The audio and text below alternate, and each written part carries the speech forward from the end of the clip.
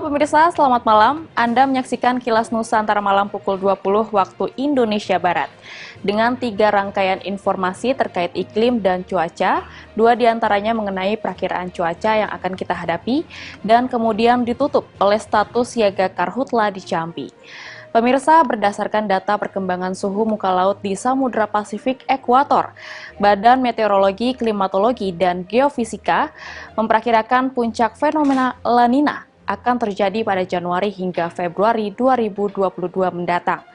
Kemudian dari Jawa Timur, peristiwa hujan lebat mengakibatkan tebing setinggi 15 meter di jalur perbukitan Lumajang longsor. Akibat bencana itu, material berupa batu dan tanah menutup separuh badan jalan. Dan beralih ke Jambi, tingginya potensi kebakaran hutan dan lahan membuat status siaga darurat karhutla di Provinsi Jambi diperpanjang hingga 30 November 2021. Upaya pemadaman dengan helikopter waterbombing masih akan tetap bersiaga. Berikut tayangan selengkapnya.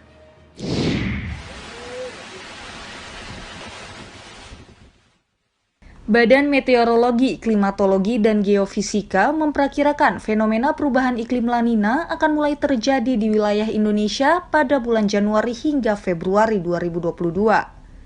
Hal itu berdasarkan data dari perkembangan suhu muka laut di Samudra Pasifik Ekuator yang mulai mengalami anomali hingga minus 0,92 yang sebelumnya 0,63.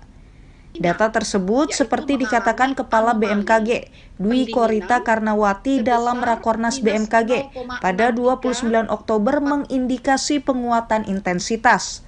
Apabila mencapai 1, artinya sudah mulai terjadi La Nina dengan intensitas moderat, yang menandakan penguatan semakin meningkat.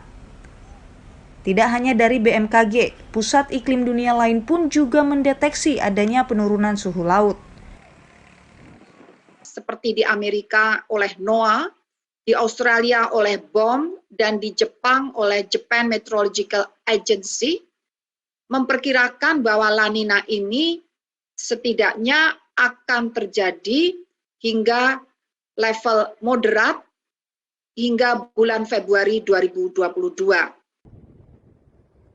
Berdasarkan evaluasi tahun lalu, La Nina terjadi dengan intensitas serupa yang mengakibatkan peningkatan curah hujan antara 20 hingga 70% di atas normal. Utamanya di Sumatera bagian selatan, Jawa, Bali, Nusa Tenggara Barat, Nusa Tenggara Timur, Kalimantan bagian selatan, dan Sulawesi Selatan. Sehingga pihaknya jelas Dwi Korita memperkirakan pada bulan November akan terjadi peningkatan curah hujan bulanan sekitar 70 hingga 100%. Tim kantor Berita Antara mewartakan. Luar.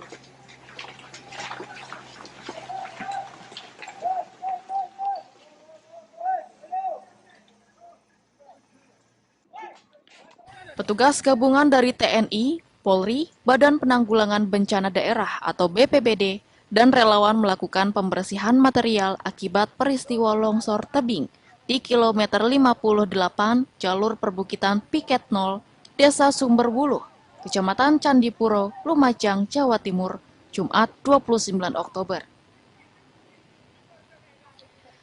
Petugas harus ekstra waspada karena bebatuan dan tanah yang berada di atas tebing masih terus runtuh.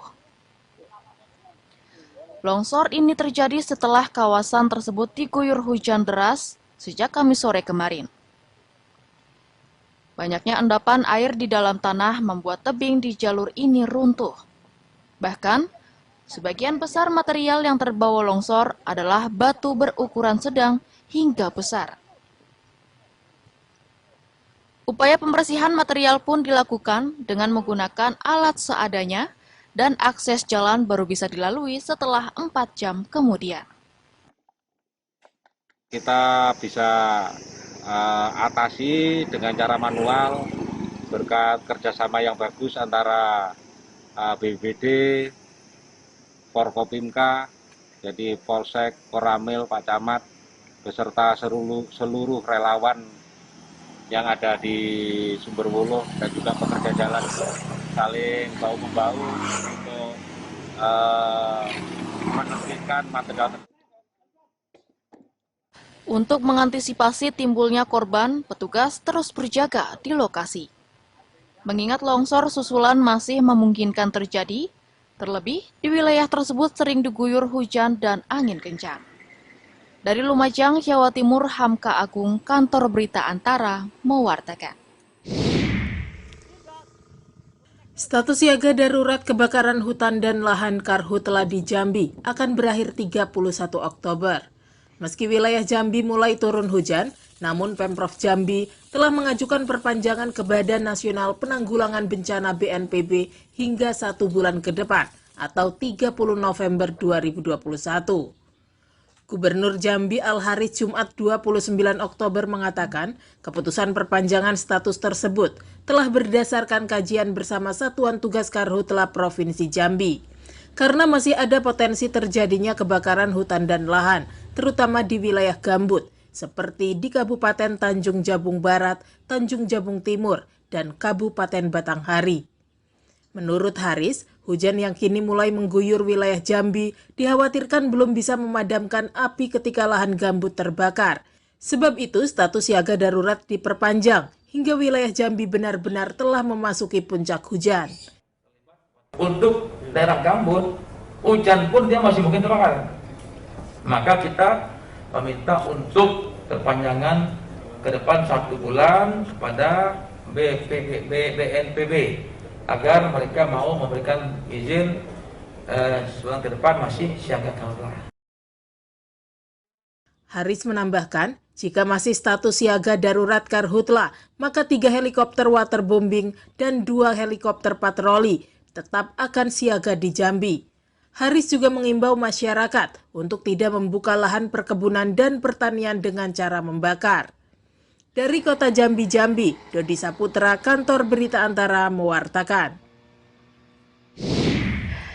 Pemirsa, informasi mengenai Karhutla di Jambi turut menutup rangkaian Kilas Nusantara hari ini. Selamat menikmati akhir pekan Anda dan terus perbarui informasi terkini melalui kanal YouTube Antara TV Indonesia, serta klik berita lainnya di antaranews.com. Mewakili seluruh kerabat kerja, saya Sinda Kesino mengucapkan terima kasih dan sampai jumpa.